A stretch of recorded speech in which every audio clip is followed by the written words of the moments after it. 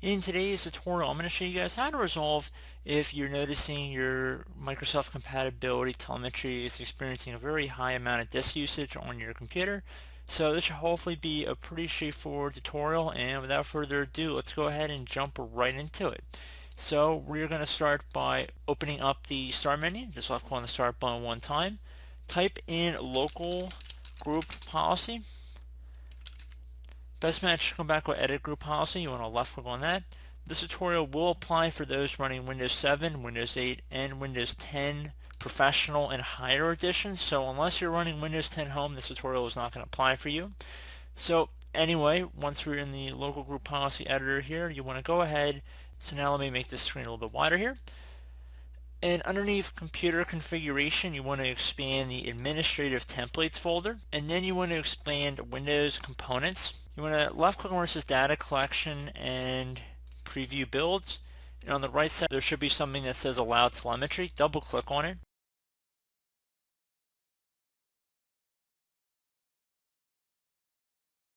Now you want to left click on disabled, and left click on apply and OK. Once you're done with that, you should be able to close out of here. And now you want to go ahead and open up the start menu again, type in services. Best match should come back with services right above desktop app. Left click on that one time.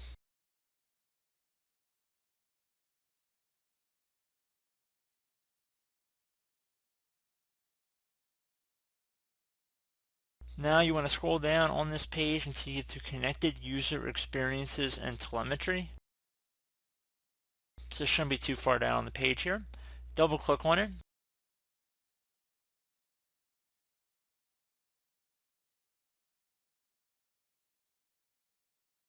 You want to make sure startup type is set to automatic, and if it's currently underneath server status, it says stopped. You want to start it, just left click on the start button and then left click on apply and OK. Close out of here. Once you're done, restart your computer, and hopefully that has been able to resolve your problem.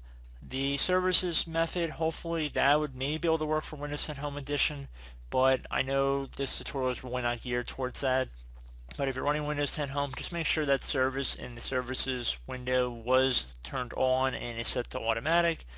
Restart your computer like I already said, and again, hopefully you should be good to go. So as always, thank you guys for watching this brief tutorial. Do hope I was able to help you out, and I do look forward to catching you all in the next tutorial. Goodbye.